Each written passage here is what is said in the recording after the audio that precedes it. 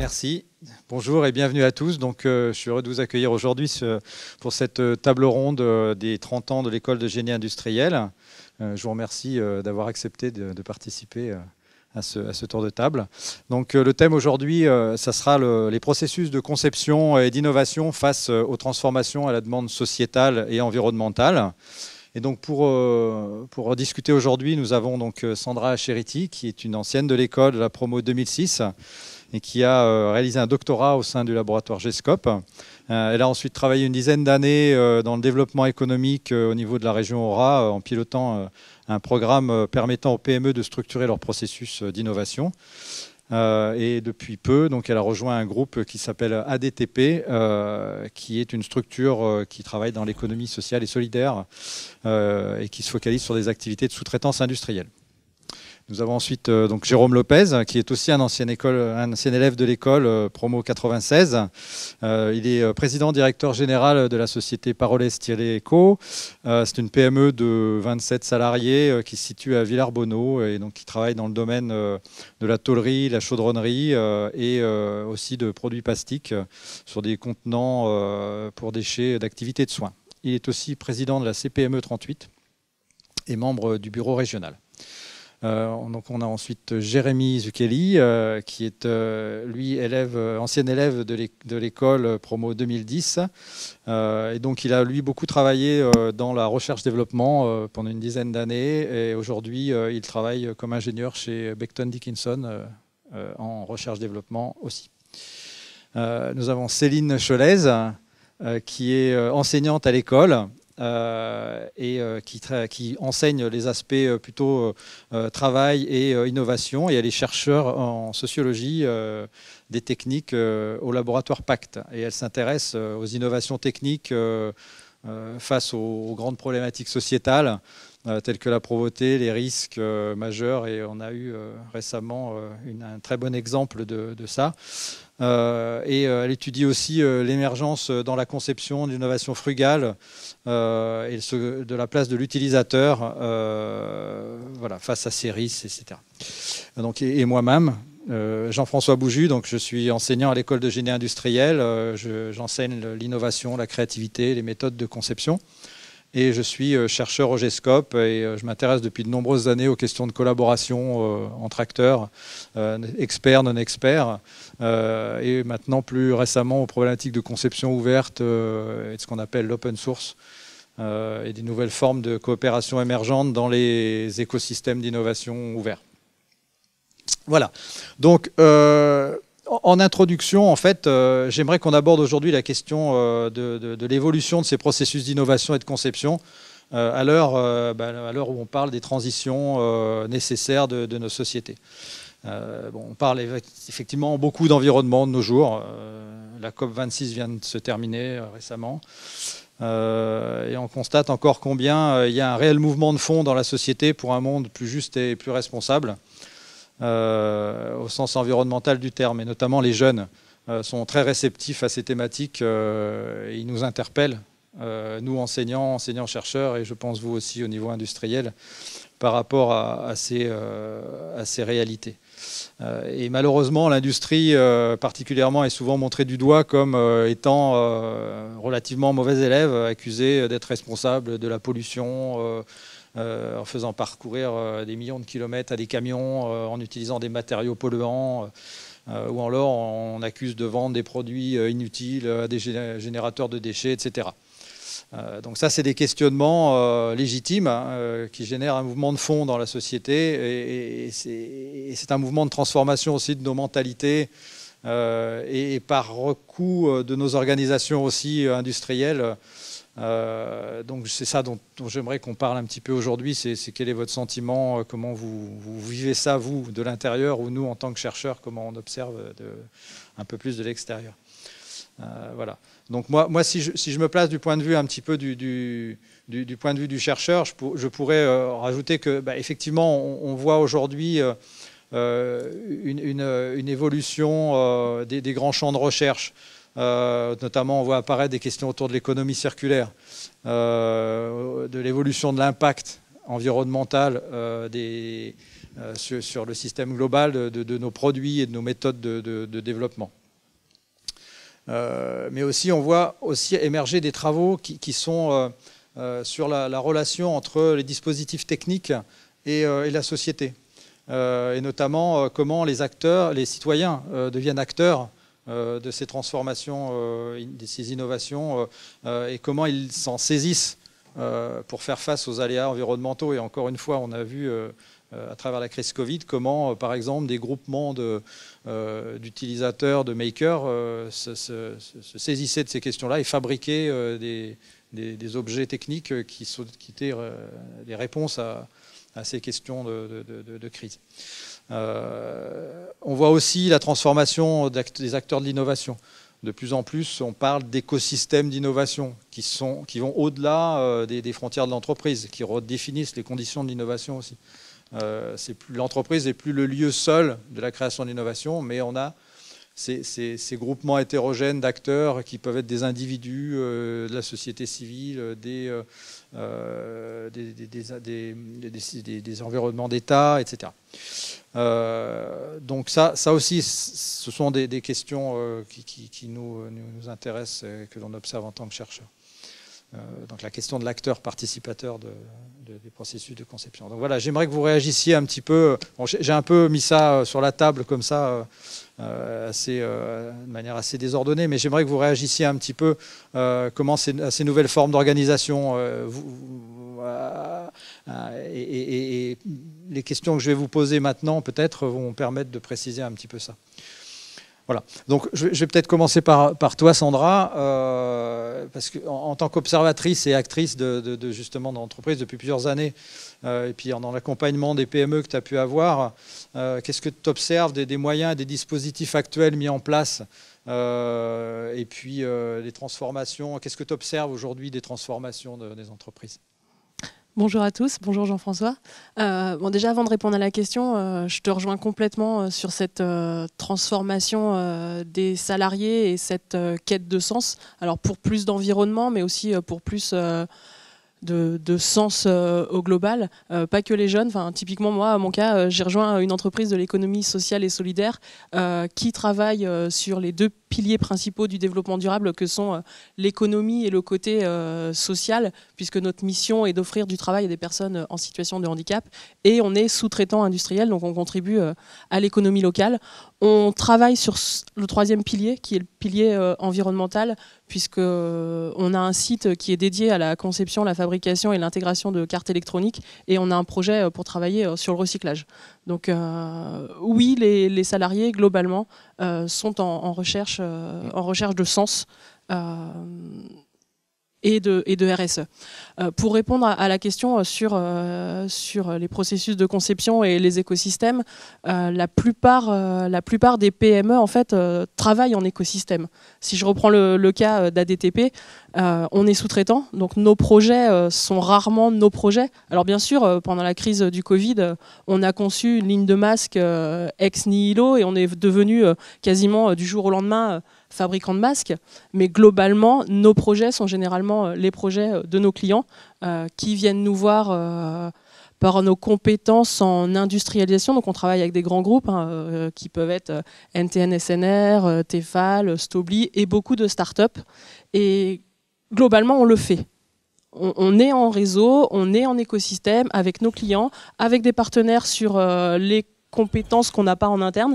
Quand on prend un projet pour une start-up, on est obligé de s'entourer de designers, de laboratoires pour les compétences qu'on n'a pas en interne.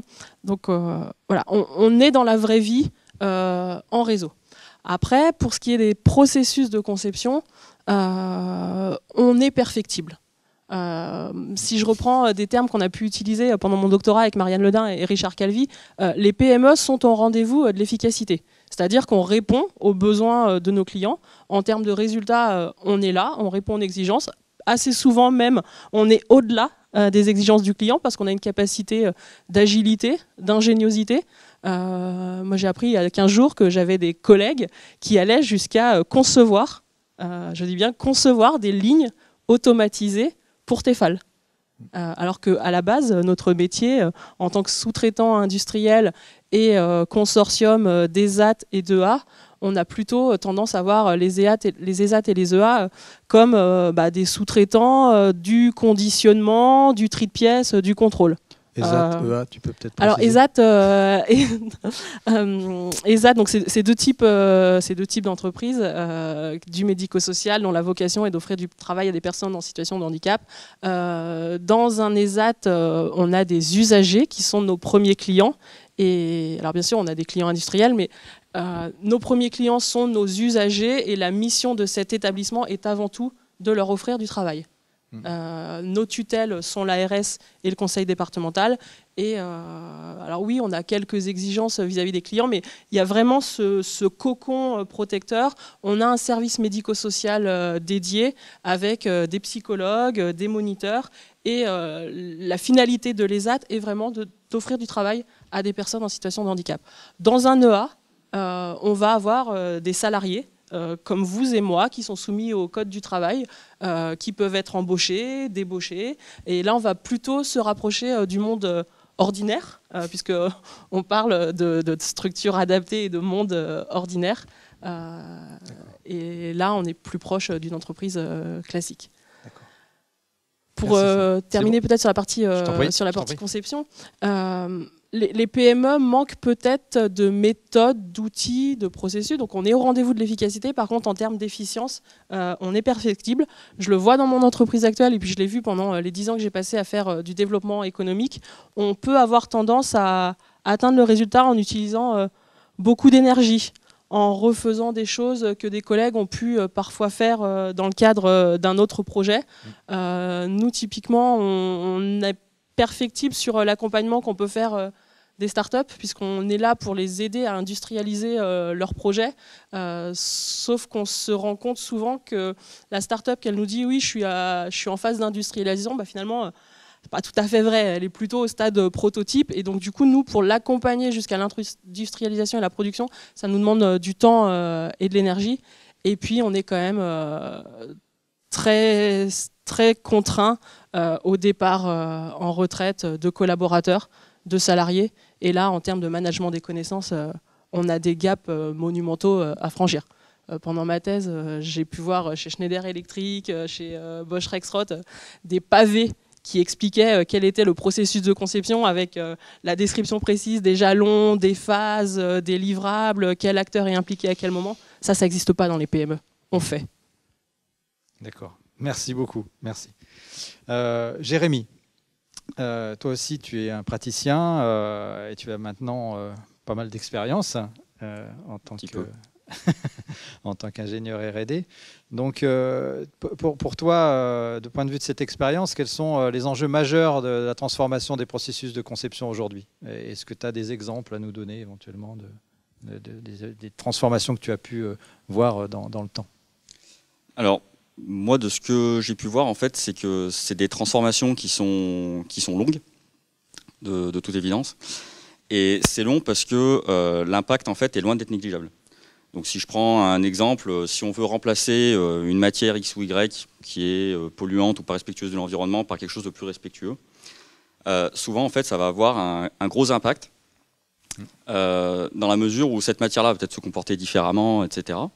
Et donc du coup, c'est même souvent des projets qui démarrent de l'innovation, quoi. Donc dans des phases très amont et qui derrière vont engendrer tout un tas d'activités. En fait, pour réussir à avoir un produit, par exemple, plus respectueux de l'environnement. Je prends un exemple, quand j'ai travaillé chez Schneider Electric, donc sur des gros appareillages pour le transport d'électricité, on utilise un gaz, alors bon, qui malheureusement est un gaz à effet de serre, qui est à peu près 18 000 fois pire que le CO2, qui est le SF6.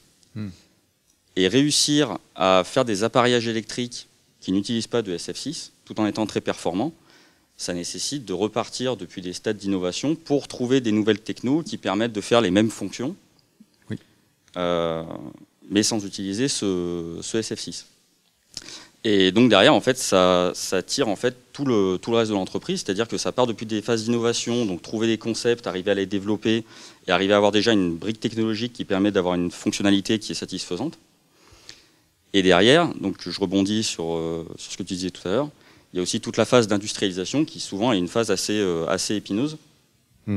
Et où là, du coup, on se heurte encore à tout un tas de problématiques, parce que du coup, il va falloir réussir à produire ces nouveaux produits avec ces nouvelles briques technologiques à des quantités industrielles.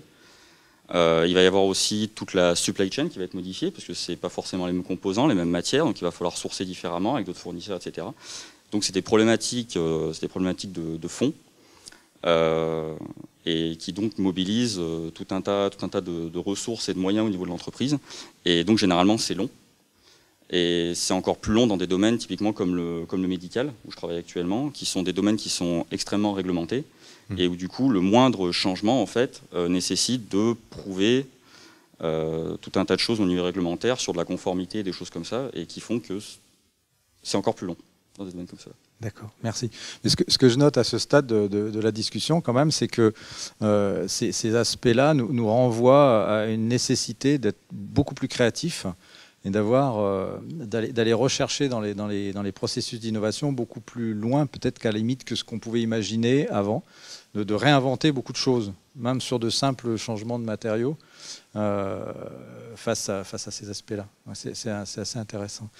Donc Jérôme, toi tu es aussi un ancien de l'école. Oui, avant tout. Voilà. Il y a des anciens plus anciens, voilà. Toi, tu es un ancien de l'école, dans les premières promotions. Et aujourd'hui, tu es chef d'entreprise. Et donc, à travers cette expérience de chef d'entreprise et ces nombreuses années d'expérience, qu'est-ce que tu penses des principales difficultés ou des aspects importants à prendre en compte aujourd'hui pour réussir un processus d'innovation en interne, en fait ?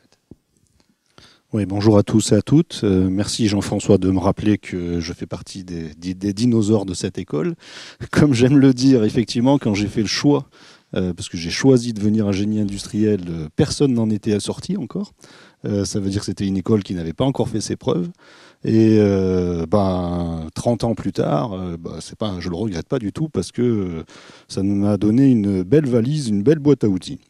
Alors sur ta question, dans une PME, comment on fait pour faire de l'innovation à travers mon expérience d'entreprise? Lors de mon parcours à GI, j'ai fait une année de césure. Année de césure qui, entre parenthèses, n'était pas prévue encore dans les statuts de l'école. Et donc j'étais le premier élève à faire une année de césure. Mais bon, il fallait bien innover déjà à l'époque pour dire qu'il n'y a rien de mieux que d'aller sur le terrain pour apprendre. Et j'ai fait cette année de césure dans une PME. Une PME qu'un repreneur venait de racheter, une PME qui existait depuis les années 50. Le créateur, le fondateur avait l'âge d'arrêter sa carrière. Et le repreneur voulait mettre un peu d'informatique et donc il m'avait pris pour ça pendant une année. Après, j'ai continué mon parcours et en 2000, j'ai appris que cette PME déposait le bilan. Et moi, j'ai vu là une opportunité, donc j'ai démissionné de là où j'étais pour racheter cette entreprise et surtout pour essayer de dire, avec la matière première, les compétences et les savoirs du personnel notamment, qu'est-ce qu'on va pouvoir faire pour créer un nouveau produit, un produit de demain. Donc l'innovation, pour moi, c'est passé par du collectif, du participatif, en partant des points forts d'une équipe, des points forts d'un esprit d'entreprise, et en l'élargissant à des attentes clients, parce qu'aujourd'hui, il faut vraiment prendre encore en compte l'état du marché, les clients, les attentes. Mais quand on est une PME, on ne peut pas innover tout seul. Donc il faut aussi s'appuyer sur, et je sais que j'avais participé avec G-Scope sur une étude une fois qui était sur Black Box, White Box, et l'innovation avec son fournisseur. Moi, j'étais la petite entreprise qui demandait à un grand groupe de me mettre à disposition ses compétences pour m'aider à sortir le produit. Ce produit, peut-être que je le dise en 2 mots, qu'est-ce que c'est ? C'était la marque Parolais, mon entreprise c'est Parolais Styleco, faisait des carters de protection machine-outil. Donc on était dans la sécurité industrielle, dans la sécurité de la machine. Et de cette sécurité, ma vision c'était de dire notre point fort c'est une norme, une réglementation. Est-ce qu'il va y avoir d'autres normes de réglementation qui vont sortir bientôt dans le domaine de la sécurité ? Et il y en avait une dans le domaine des déchets et du monde de l'hôpital. on allait devoir ne plus jeter les aiguilles, les seringues, tous les objets piquants, coupants dans n'importe quel sac plastique, poubelle, pour limiter les risques d'infection. Et donc là, moi, j'ai vu une opportunité. En plus, ça, j'avais fait une première expérience dans la plasturgie, de créer une boîte. Alors aujourd'hui, on appelle ça la boîte jaune. Hein, on le voit dans de nombreux reportages et encore plus depuis un an ou dans les centres de vaccination, hein, qui allait répondre à toutes les exigences de cette norme. Et donc l'opportunité de sortir un produit plastique consommable à destination d'un marché de niche, en restant une PME, puisqu'on est vraiment sur un produit pas de très très très grande série. Et ce parcours pendant 2 ans de faire participer les salariés de l'entreprise sur la vision de l'entreprise, sur vers quoi on se projette, comment après un dépôt de bilan on peut rebondir, ça fait partie des clés de succès, en s'appuyant sur un grand groupe, puisque aujourd'hui on n'injecte pas, hein, on est propriétaire des moules, de la marque et de toute la partie commercialisation. Mais donc on s'appuie sur un grand groupe pour injecter. Les clients ont été sondés, puisqu'on a passé plus d'1 an à faire une étude de marché sur les attentes idéales des utilisateurs, utilisatrices des seringues et des aiguilles, comment jeter ça de manière facile, ergonomique. Et ça fait partie de comment innover en PME. Après, par rapport à comment réussir et aujourd'hui impliquer, je pense que donner du sens, j'ai entendu juste avant, c'est très important et on ne peut plus être patron d'une PME si on ne fait pas participer. Avant, c'était communiquer, maintenant, c'est faire participer à la stratégie de l'entreprise. Ça veut dire qu'il faut organiser un comité de direction ou un comité de pilotage. Moi, je préfère dire, voilà, j'ai des pilotes, malgré mes seulement 27 salariés, j'ai des pilotes selon les processus et on fait des réunions pour où on en est, vers quoi on veut aller, et chaque année, on s'astreint à réécrire. Alors, pas tout, hein. La stratégie globale de l'entreprise, elle existe, mais au moins le donner du sens, ça permet à ce que tous les salariés de l'entreprise sachent vers quoi on va, pourquoi on a investi dans telle ou telle machine, pourquoi on a lancé un agrandissement du bâtiment, pourquoi on est allé chasser une nouvelle typologie de clients. Donc se donner du sens, ça ne suffit pas. Puisque quand les salariés participent à la stratégie, ils ont aussi besoin d'avoir le retour. Ça veut dire que là, c'est de la communication. Il faut être capable de communiquer sur les résultats. Et puis si on va jusqu'au bout des choses, le résultat, il faut le partager. Donc il y a toute cette partie de participatif à la stratégie, communication de résultats et partage des résultats pour impliquer jusqu'au bout du processus les acteurs de l'entreprise, que sont l'ensemble des salariés. J'ai entendu aussi des contraintes tout à l'heure, et c'est vrai que le changement donc dans l'innovation, le moindre petit changement, alors on parle de matière, moi je vais même jusqu'au petit détail du colorant. Si on doit changer le colorant dans une matière plastique, ça peut modifier les propriétés techniques. Et du coup, lorsque l'on a des contraintes normatives qui sont orientées utilisateur, sécurité de l'utilisateur, la plastique doit résister à la perforation, c'est pour éviter les accidents. Le plastique ne doit pas casser même s'il tombe après avoir été au froid. Le plastique doit résister à la stérilisation avant de rentrer dans le bloc opératoire. Donc changer ne serait-ce que le colorant, ça peut modifier. Donc tout ça lors des phases de conception, c'est prendre en compte, alors pas des plans B, mais éviter les monopoles, faire du sourcing, et puis dès qu'il y a un changement normatif, avoir une équipe capable d'être agile pour analyse du risque en premier. Une fois qu'on a fait cette analyse du risque, changer ça va m'engendrer quoi comme possibilité de nouvelles contraintes, recherche de solutions. Voilà.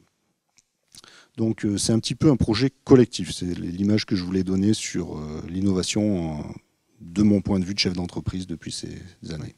Merci beaucoup Jérôme. Effectivement, cette notion de complexité, d'interrelation des contraintes parfois contradictoires, on met en avant les aspects environnementaux, mais effectivement, il y a aussi d'autres dimensions absolument indispensables qui continuent d'être nécessaires à être prises en compte. Et du coup, ça rend les processus de prise de décision assez complexes, effectivement. Donc cette dimension collective aussi m'a aussi interpellé de participation, parce qu'en tant que chercheur, c'est quelque chose qui m'intéresse depuis toujours, mais on voit vraiment monter cette problématique de plus en plus aujourd'hui, à côté de la question de la créativité, de la remise en cause, justement, vraiment très en amont de la structure même des solutions techniques pour faire face à ces nouveaux enjeux. Donc je vous remercie beaucoup pour ces témoignages. Donc, je vais maintenant passer la parole à Céline. Donc, toi, du point de vue du chercheur, du coup, qu'est-ce que tu observes ce qui se joue actuellement des transformations de ces processus, et notamment la relation de ces processus industriels avec la société, les utilisateurs, les usagers. Voilà. Bonjour Jean-François, bonjour à tous. Alors effectivement, moi j'ai un regard plus extérieur, plus d'observatrice en fait, et puis pas seulement d'observatrice des manières de faire, des produits, mais aussi des discours sur la conception.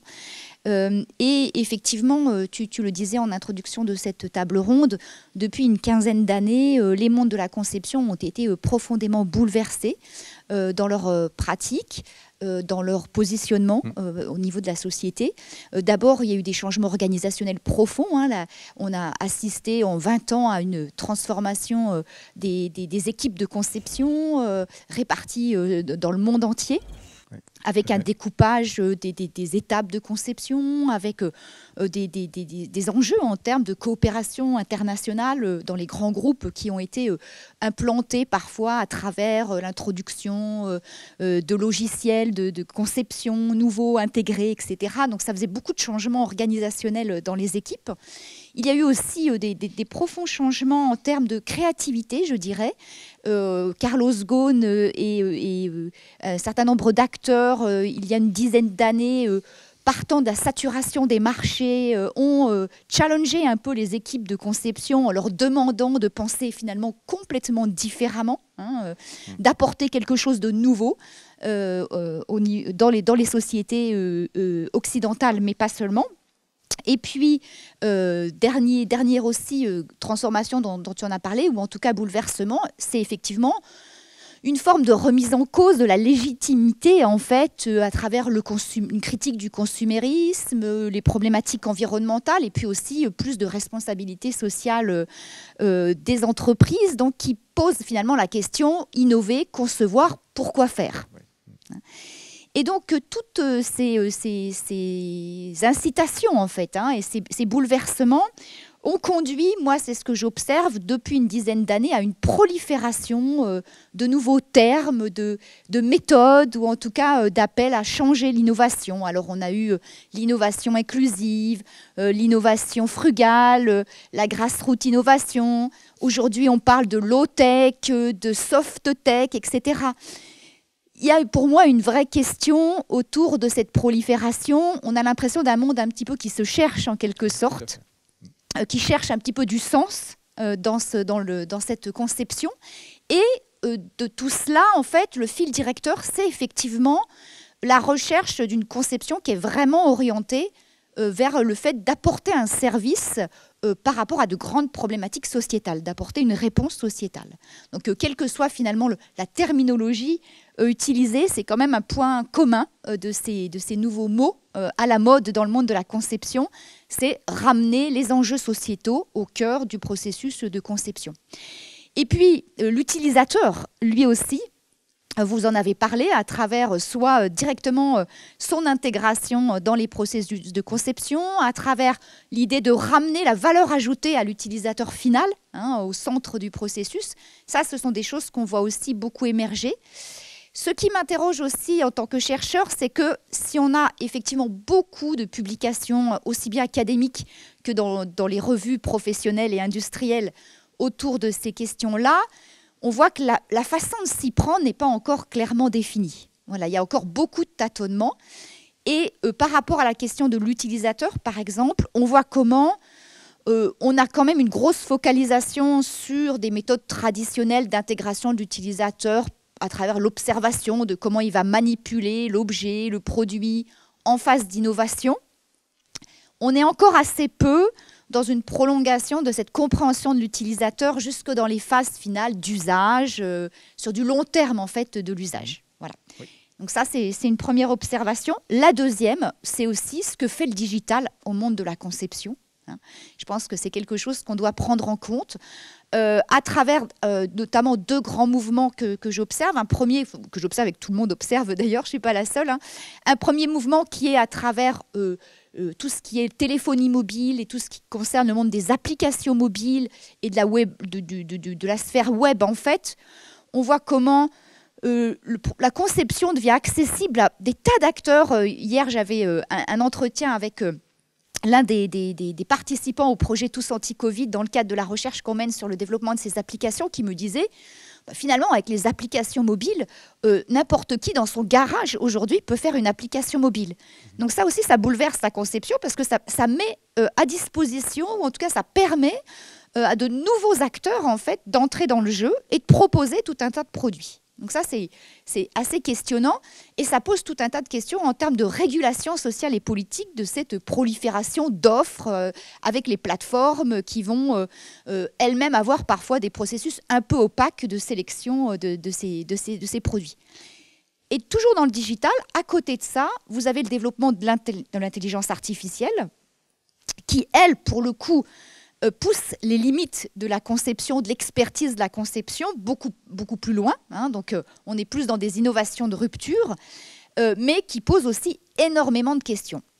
Dans tous les cas, pour résumer, moi, ce qui m'interpelle, c'est j'ai le sentiment d'un retour de l'idée que du technopositivisme. C'est-à-dire que face à cette problématique ces problématiques sociétales on demande à la technologie de venir résoudre, eh bien, on retrouve tout un discours chez les technologues selon lequel, effectivement, c'est le chemin à suivre et que grâce à la technique, on va résoudre les problèmes de l'humanité. Donc, on retrouve finalement parfois dans la promotion de tout un tas d'innovations les discours qu'on avait au début du XXe siècle sur les formidables apports que l'innovation et la technologie pourraient apporter. Ce qui au passage, est peut-être un peu contradictoire avec ce qu'on vient d'entendre dans la quête de sens qu'ont les gens, même au sein même de l'activité professionnelle.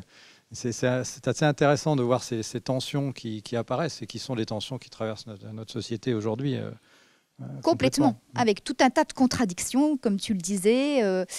Mais on voit comment, finalement, c'est à travers la façon de faire de la technologie autrement qu'on essaye de répondre à ces contradictions, peut-être. Alors, faire de la technologie autrement. Sandra, je vais te repasser la parole. Donc, tu es docteur. Oui. Donc tu es un peu initié à la recherche. Donc moi j'aurais envie de te poser la question justement par rapport à ton expérience professionnelle, ce que tu viens de nous raconter et ta connaissance un petit peu des problématiques de recherche. Comment toi tu vois un petit peu émerger des problématiques intéressantes à travailler au niveau par exemple d'une structure PME. Et si je me permets de continuer un peu, c'est que à t'écouter aussi me vient à l'esprit, quand on parle de ces problématiques d'innovation, on pense soit d'un côté à l'utilisateur final, l'utilisateur-acteur, soit celui qui va être dans le processus d'idéation, de création du produit, mais on parle très rarement de la phase d'industrialisation de cette innovation. Or, toi, le job de ton entreprise, c'est a priori de faire ça, d'accompagner ça. Et il me semble que c'est un point clé aujourd'hui qu'on sous-estime souvent. Alors on parle de réindustrialiser, on parle de faire revenir les productions, etc. Donc du coup, bon, c'est un bout de la réponse que je donne à la question que je te pose, mais est-ce que tu pourrais développer un petit peu sur ces questions-là? Voilà. Tout à fait, et puis pour rebondir sur ce qu'a dit Céline aussi, sur la vision internationale des grands groupes, il y a des PME qui sont effectivement aussi à l'international. Par contre, quand elles le sont, elles restent profondément ancrées à leur territoire, et ça, je pense que ça fait une différence fondamentale avec les grands groupes. On est local, les PME mènent des actions environnementales. On est en lien avec la recherche. Alors là, il y a sans doute une distorsion entre des PME qui ont compris tout l'intérêt de collaborer avec le monde de la recherche et celles qui, malheureusement, pour elles, encore aujourd'hui, sont fermées. Encore une fois, là où je suis aujourd'hui, on est conscient de ce dont on est capable et ce dont on n'est pas capable. Et on parlait de collaboration avec la recherche. On est actuellement impliqué sur un projet européen parce qu'effectivement, notre objectif, comme tu l'as dit, c'est d'industrialiser les projets de nos clients. Et on travaille actuellement sur un poste intelligent. Donc on peut aussi faire un mariage entre technologie et impact sociétal. J'hochais un peu la tête négativement tout à l'heure en disant qu'il y a une distorsion. Oui, effectivement, la technologie peut être mal utilisée, mais elle peut aussi, et c'est le cas, être utilisée à des fins nobles, puisque nous, on travaille donc avec des laboratoires de cette école ici sur un poste intelligent en fait qui va c'est sur une opération d'ensachage. Donc on a des opérateurs, des usagers en situation de handicap qui vont constituer des sachets avec des boulons, des vis, et aujourd'hui les sachets sont contrôlés humainement. Donc on a l'opérateur qui fait l'ensachage et derrière on a des moniteurs qui vont contrôler les sachets. Quand on a des montées en cadence ou un client qui veut baisser les coûts, ça ne devient plus viable économiquement. Donc on travaille avec vous sur un poste intelligent avec une caméra qui va pouvoir venir observer quelle pièce précisément l'opérateur a mis en sachet et pouvoir qualifier le fait que le sachet est bon ou pas. Et des PME qui collaborent avec des laboratoires de recherche, il y en a plein, mais peut-être pas encore assez. Et plutôt que d'identifier des projets, je pense que la recherche a aussi son marketing à faire, d'aller convaincre plus de PME de travailler avec vous. Parce que les quelques qui sont convaincus, souvent ont des beaux succès. D'accord, merci de la proposition et du message. C'est entendu. Nous aussi, il faut qu'on fasse du marketing et qu'on apprenne à se vendre, ce qui est une réalité. J'en conviens. Jérémy, donc toi, comme tu nous l'as expliqué à travers ton expérience de R&D, tu as vu un certain nombre de projets, tu as vécu un certain nombre de projets. Quel serait aujourd'hui l'idéal si tu avais à imaginer un processus de création et d'innovation dans ton entreprise ou peut-être à terme de quelques années, quelle serait une vision un peu idéale d'un processus d'innovation pour toi? C'est une question assez épineuse aussi. Oui, non, mais là on commence à avoir les questions difficiles. Ah ouais, moi, c'est... En tout cas, au niveau des process d'innovation, donc j'ai pu en voir, en expérimenter quelques-uns. C'est toujours assez complexe parce qu'on démarre sur des phases très amont où déjà, en fait, il faut trouver des idées de concept qui fonctionnent. Et quand on est sur des entreprises donc, comme celle où je travaille actuellement, où un nouveau produit, en fait, ça va tout de suite être des millions de pièces produites par an. Il y a quelque chose, en tout cas, nous, dans le process d'innovation idéal, qui est de pouvoir intégrer au plus tôt dans les processus de conception toutes les contraintes qu'on va avoir après. Donc pas seulement les contraintes techniques d'avoir un produit qui fonctionne, mais aussi les contraintes de pouvoir fabriquer ce produit-là dans les quantités voulues et avec le niveau de qualité voulu. Après, c'est pas le tout de faire des millions de pièces, mais il faut aussi qu'elles respectent le cahier des charges et qu'elles aient le niveau de qualité pour pouvoir accomplir leur fonction. Et on se rend compte, en fait, et c'est pour ça aussi que l'industrialisation est toujours une phase qui est assez compliquée, c'est qu'on voit à ces moments-là apparaître des nouveaux besoins. Et c'est-à-dire que des fois, en fait, on se retrouve à avoir des contraintes au niveau du manufacturing, donc de la production des pièces, qui nous ont échappé au moment où on a développé le produit, ou en tout cas la partie technique, le design du produit, et où on se retrouve en fait à devoir intégrer dans le design du produit des modifications pour pouvoir produire dans des quantités suffisantes et avec le niveau de qualité voulu.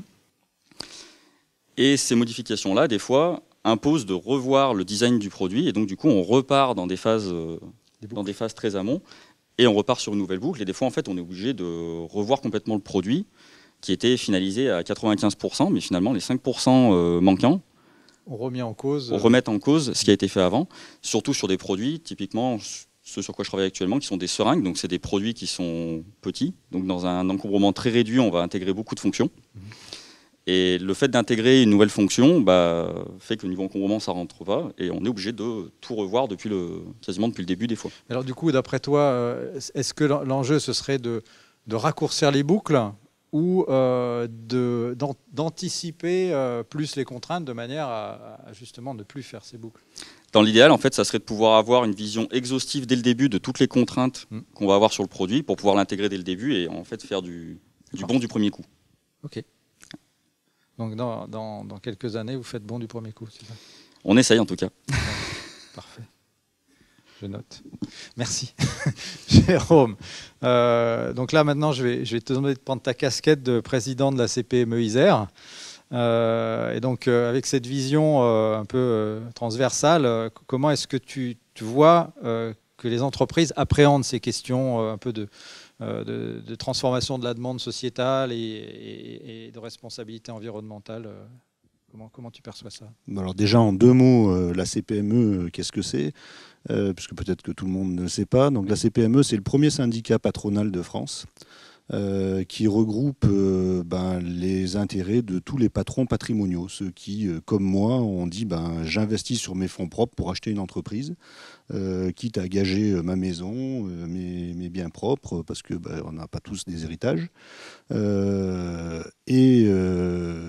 Pourquoi j'ai adhéré moi à la CPME au début? Parce que les valeurs que l'on m'a communiquées lorsqu'on m'a fait la présentation, c'est le remède anti-solitude du dirigeant. Parce que souvent, après, on se retrouve quand même à devoir prendre des décisions et être un peu seul face à ces problématiques. Et le deuxième, c'est notre valeur ajoutée, c'est l'homme. Alors l'homme avec un grand H, c'est les équipes. Voilà. Et ça m'a fait sens. Donc du coup, je m'y suis impliqué jusqu'à en devenir effectivement le président à l'échelle départementale. Ça me donne une très grande vision sur l'ensemble des entreprises du territoire, mais pas que. Puisque à la CPME, il y a industrie, services, commerce, artisanat. On est vraiment multi-branches. Sur le plan innovation, il n'y a pas que de l'innovation en industrie. Mais je rejoins un petit peu ce qui a été dit avant. Dans les PME, selon la taille, l'innovation n'est pas forcément très structurée. Les processus d'innovation sont faibles. Il y a l'idée et le proto. Donc ça va vite.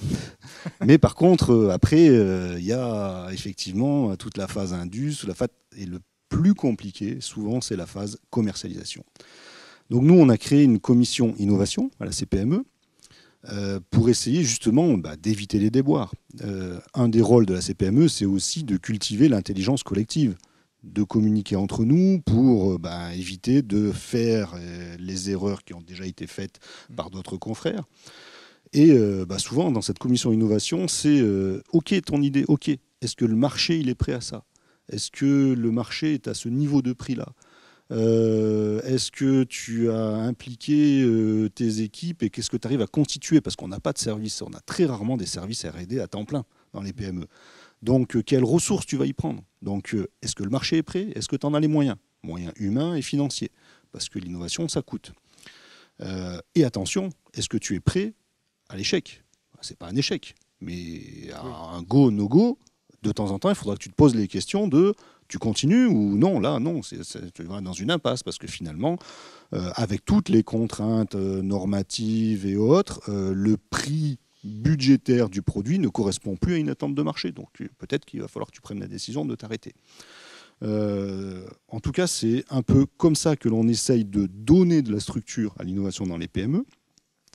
Par contre, pour ceux qui y vont, on ressent énormément, et moi je suis rentré à la CPME il y a 15 ans, il n'y avait pas de commission RSE.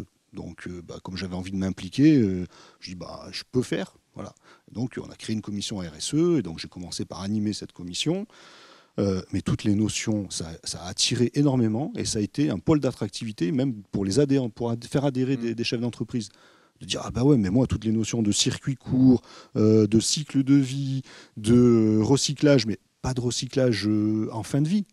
déjà, est-ce que je peux concevoir mon produit à base de produits recyclés, et à la fin de la vie de mon produit, qu'est-ce que vont devenir les différents composants, est-ce que ce sera démontable ou pas?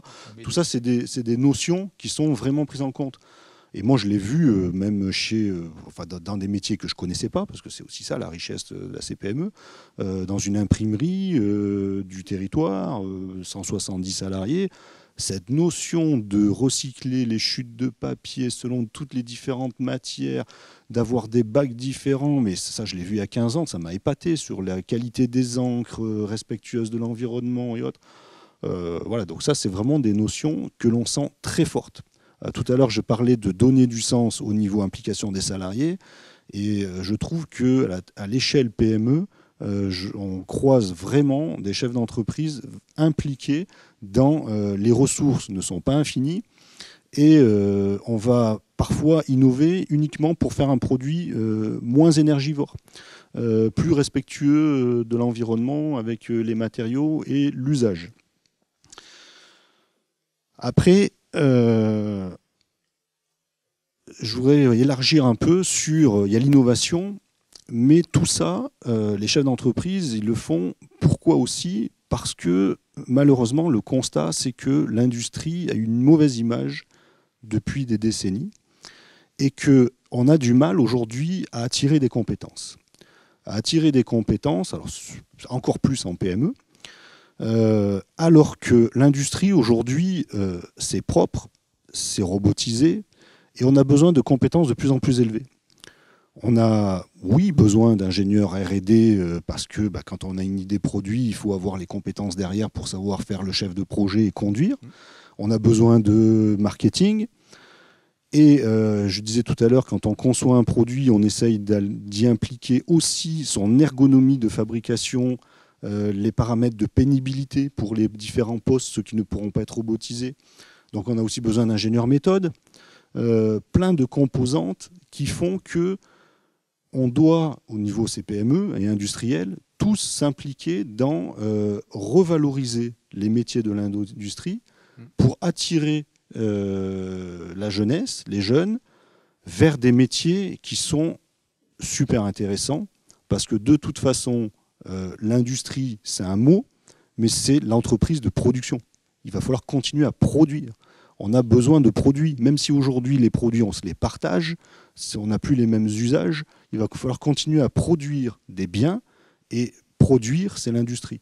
Et donc, on a une très très forte notion et implication à la CPME pour véhiculer ce message, y compris dans les collèges, dans les lycées, pour dire qu'il y a beaucoup de métiers industriels qui sont valorisants, qui prennent en compte les attentes personnelles et dans lesquels on peut s'épanouir, s'enrichir. Voilà, donc avec l'innovation, mais pas que. D'accord, merci. Effectivement, tu as un petit peu commencé à répondre à la dernière partie à laquelle je voudrais...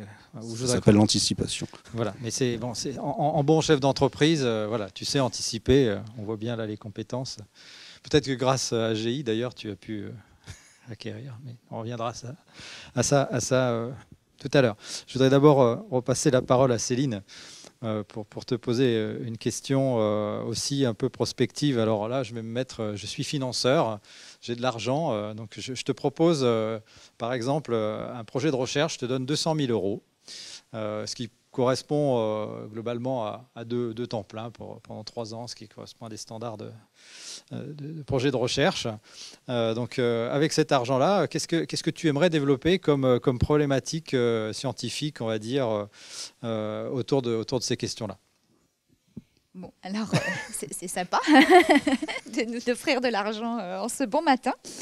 Alors, il y a plein de sujets qu'en tant que chercheur, on aimerait creuser. Moi, il y en a un qui m'intéresse beaucoup, peut-être à cause de ma sensibilité internationale, c'est de comparer finalement ce qui se passe dans les pays en voie de développement, qui ont été des très forts moteurs historiques des innovations technologiques, et puis ce qui se passe dans les pays en voie de développement et dans les pays développés qui ont été...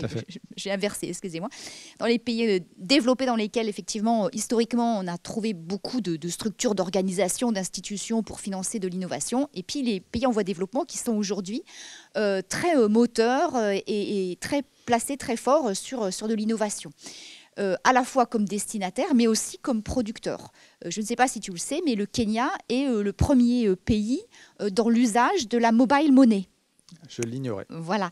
Et c'est un modèle qui, pour beaucoup de pays, d'autres pays en voie de développement, comme l'Inde, mais finalement, on voit aussi comment les pays en voie de développement peuvent inspirer de l'innovation dans les pays du Nord. Ça s'appelle le reverse engineering, ou comment des produits qui ont été développés dans les pays en voie de développement ou pour les pays en voie de développement, finalement, peuvent apporter des solutions, des réponses, parce qu'ils sont peut-être un petit peu moins consommateurs de matières premières, peut-être parce qu'ils sont moins chers, et donc ils peuvent justement adresser des franges de la population partout dans la planète qui ont des revenus faibles.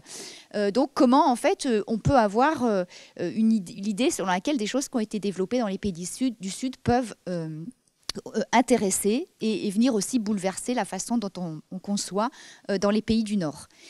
Et ce qui est intéressant aussi, c'est que là où peut-être pendant très très longtemps, la conception, le lien entre conception et pays en voie de développement était vu dans un seul sens, c'est-à-dire que les compétences étaient plutôt dans les pays du Nord et on venait apporter des solutions dans les pays du Sud, eh bien on voit énormément de dynamisme aussi en termes de conception et de compétences qui se développent. Alors il y a tout un tas de jeunes qui viennent se former dans nos écoles et qui, au Bénin, en Inde, en Afrique de l'Est, en Afrique de l'Ouest, en Asie du Sud-Est, retournent dans leur pays d'origine et vont développer tout un tas de compétences. Alors c'est très intéressant de regarder cette dynamique entrepreneuriale dans les pays du Sud et puis de la comparer avec la dynamique entrepreneuriale qu'on trouve aussi dans notre propre jeunesse. Je lisais hier une thèse sur les start-up. Et plus de 60% des start-upers qui étaient concernés par l'étude, à peu près, il y a eu une enquête quantitative sur à peu près 500 fondateurs de start-up, plus de 60% venaient de grandes écoles en fait.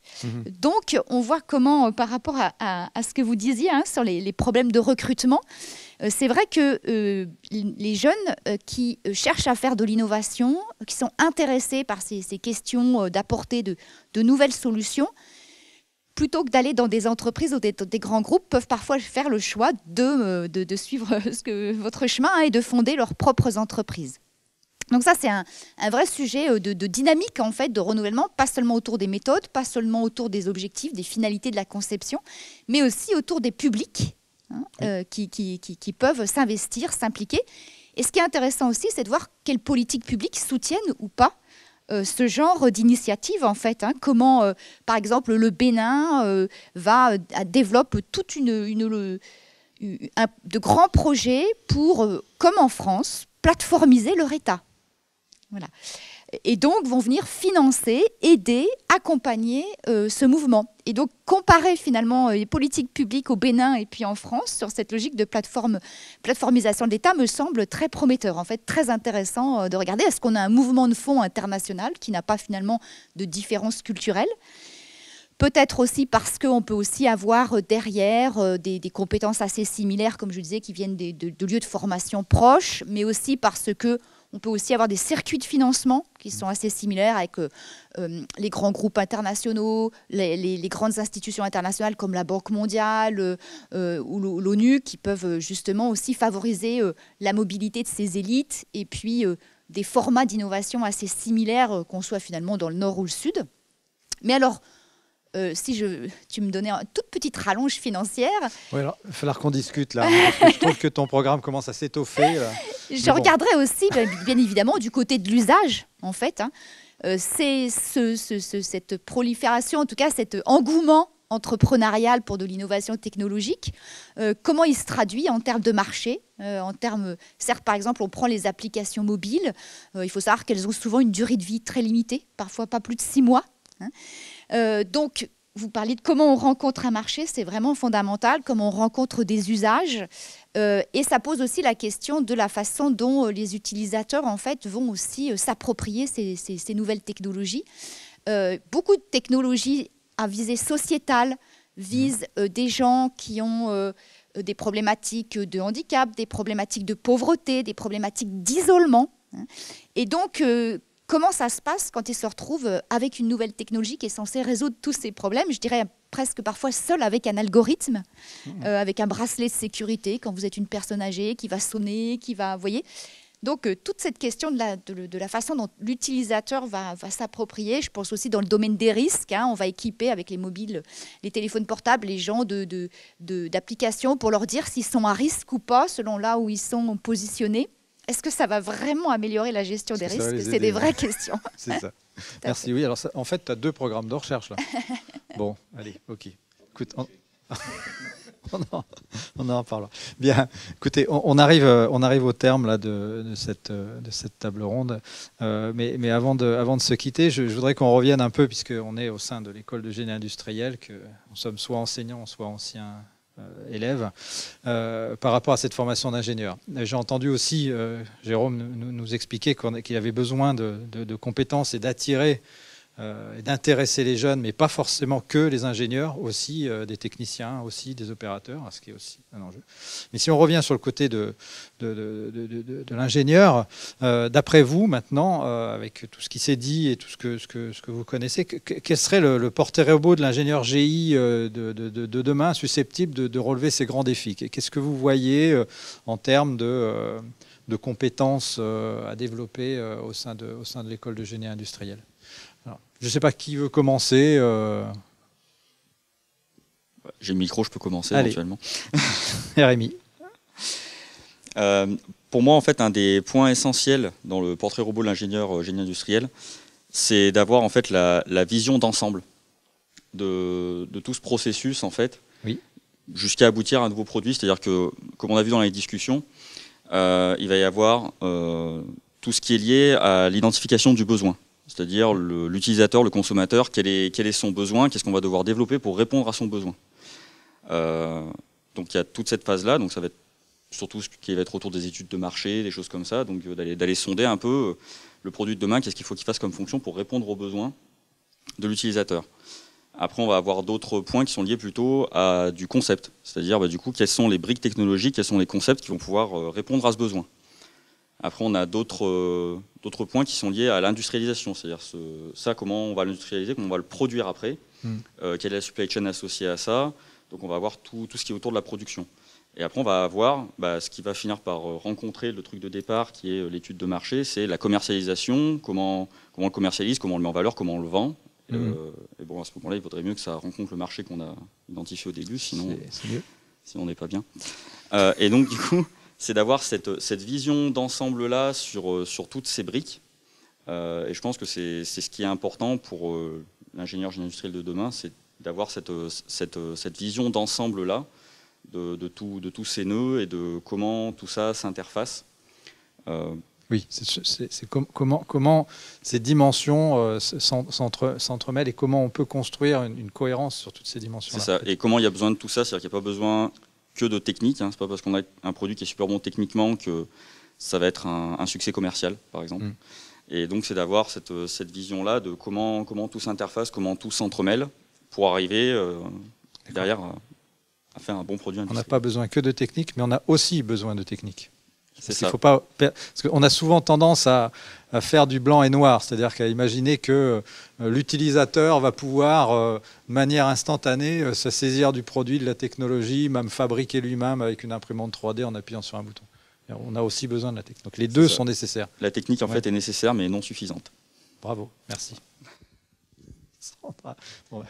Je pense qu'on va tous se rejoindre, on va l'exprimer différemment, mais pour moi, l'ingénieur génie industriel, il est profondément collaboratif.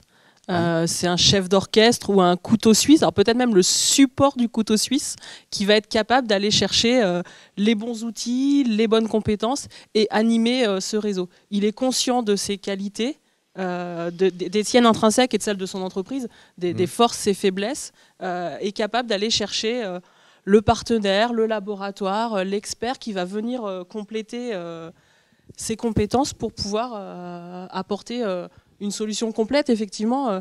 Et ce qui était intéressant, et ce que je retiens moi des nombreux enseignements qu'on a eus à Génie industriel, c'est la diversité des cours. Tu disais que tu as commencé ton expérience par un projet informatique.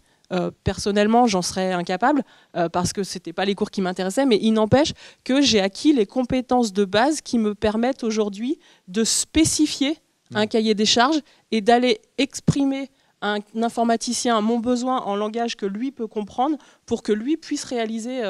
Et je pense que la diversité des cours qu'on a à GI nous font qu'on a, sans être expert d'un domaine en fonction de nos choix de carrière, on a les vocabulaires de base dans une multitude de métiers qui font qu'on est capable de parler avec tout le monde dans l'entreprise et qu'on est des formidables animateurs de réseau ou facilitateurs en interne pour faire que des métiers avec des contraintes opposées. Mon projet de thèse était sur la relation client-fournisseur.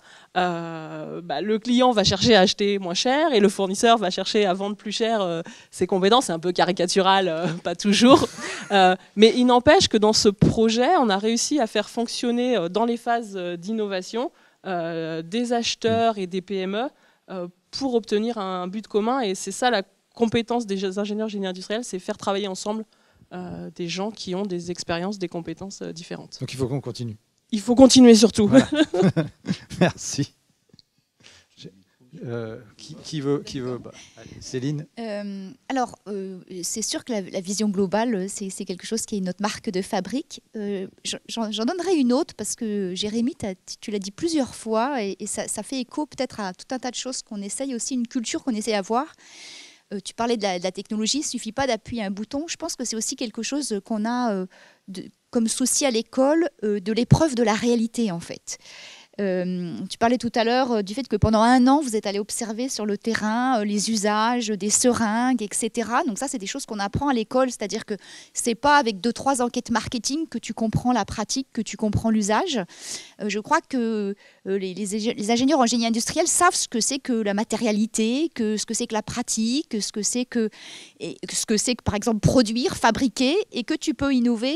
Tu peux fabriquer un produit qui sur le papier a l'air formidable, mais si tu n'intègres pas et si tu ne prends pas en compte toutes les preuves que la réalité va lui faire vivre, à commencer par sa production, sa fabrication, ensuite les multiples manières dont il peut être utilisé, les multiples épreuves qu'il va rencontrer dans toute sa vie, dans tout son cycle de vie, tu risques de ne faire que quelque chose de joli en fait.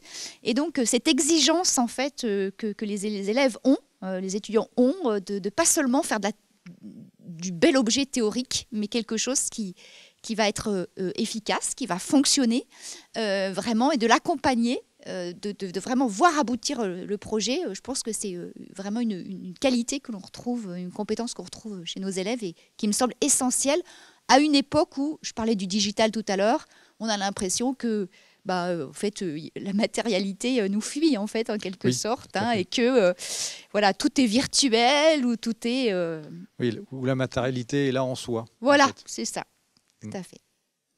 Merci Céline. Jérôme, tu es le dernier à prendre la parole. Il en faut un. D'abord un petit témoignage. J'ai embauché une génie industrielle promotion de 2019, donc sortie il y a 2 ans, il n'y a pas longtemps. Parce que dans l'entretien de recrutement, ça s'est bien passé. Et vraiment, alors c'est pour ça que je hochais de la tête tout à l'heure sur la relation client-fournisseur. On se retrouve d'abord sur des compétences, des visions. Oui, on a eu le même parcours, à quelques années d'écart, mais on a eu le même parcours, on est à la même boîte à outils. Qui a évolué, et aujourd'hui on partage vraiment ces valeurs, parce que je l'ai embauché pour ordonnancement et achat. Et au niveau achat, vraiment, au début elle n'osait pas, parce que je suis un patron, j'ai un petit peu plus âgé et autres, et peut-être que je ne partage pas forcément ces valeurs. Et du fait de se retrouver dans communiquer sur le fait que je suis impliqué à la CPME, j'ai certaines valeurs que je communique, et mais on peut acheter un peu plus cher si c'est pour faire travailler la PME du coin. On peut sous-traiter à l'entreprise sociale et solidaire dans le circuit d'organisation du travail. On peut... c'est super, parce que c'est ça que je veux. Et donc, j'ai vraiment retrouvé cette notion de sens, de participation, de vision large, sociétale. Et aujourd'hui, je pense que le témoignage que je voulais apporter, c'est qu'un ingénieur génie industriel il n'y a pas que les 40 logos du CAC 40. Dans une PME, il peut y trouver toute sa place. Oui. Et on retrouve une attractivité des PME par ce côté presque équipe, famille. Là où je te rejoins, Sandra, quand tu disais, ouais, c'est un élément d'une équipe. Voilà. C'est un élément d'une équipe, un vecteur de communication. Et c'est vraiment... en plus, je ne l'ai pas volontairement, mais c'est une fille dans un univers de chaudronnier, d'atelier, pour aller... Voilà. Et je me suis dit, mais des fois, ça passera encore mieux. Pour véhiculer les messages d'organisation du travail, de méthode, en plus de... Voilà, je vous fais le planning, je vous dis de faire comme ça. Paris réussit, quoi. Je veux dire, vraiment, les boîtes à outils d'il y a 25 ans, les boîtes à outils d'aujourd'hui, elles fonctionnent. Pourquoi ? Parce que, comme tu l'as dit, on y a mis toutes les briques élémentaires qui permettent de s'adapter dans toutes les situations possibles. La pluridisciplinarité du cursus de GI est vraiment, dans son ADN, un point fort. On est tous câblés à notre manière, on a tous nos appétences, nos centres perso. Le management, ça s'apprend pas. On peut faire des cours, on peut donner des éléments, mais après, c'est que la pratique. Donc je pense que ça fait vraiment partie, parce qu'on peut être un animateur. Et puis tout à l'heure, Jérémy, je t'entendais dire que maintenant, tu allais progresser et peut-être constituer une équipe. Et voilà, le management, vraiment, il faut le conserver. Parce que si ça donne des éléments de réflexe lors d'une animation d'équipe, à la fois en tant que manager, maintenant, il n'y a même plus forcément d'ordre hiérarchique, quoi. C'est membre d'une équipe. Je pense que c'est important. En plus de ne pas oublier, heureusement que tu l'as ressouligné, Jean-François, les briques techniques, elles sont importantes à continuer à donner, parce que trop souvent, sur d'autres profils, dans des phases de recrutement, on en a oublié la technique pour aller directement... combien de techniciens BE je tente de recruter qui ont juste la bonne pratique du logiciel, la bonne utilisation du logiciel, mais en conception, il n'y a pas que ça. Voilà. Donc les briques technologiques, les briques techniques, ne les oublions pas. Ça fait partie des valeurs du Club des industriels qui ont permis de créer GI. Ça doit rester dans ces valeurs-là. La technique, l'ouverture, la pluridisciplinarité, sont les succès de ces 30 années et seront le succès des 30 années à venir, je le pense. Merci pour cette conclusion. Et en fait, ça rejoint tout à fait la thématique de ce débat. Et je pense qu'effectivement, ces éléments-là vont permettre à nos élèves et donc futurs ingénieurs de faire face à ces transformations, à ces challenges, par leur capacité d'adaptation et de se saisir de ces produits, de ces aspects-là. Bien, écoutez, je vous remercie beaucoup. Nous allons clore cette table ronde. Je vous salue et à bientôt. Avec grand plaisir, à bientôt.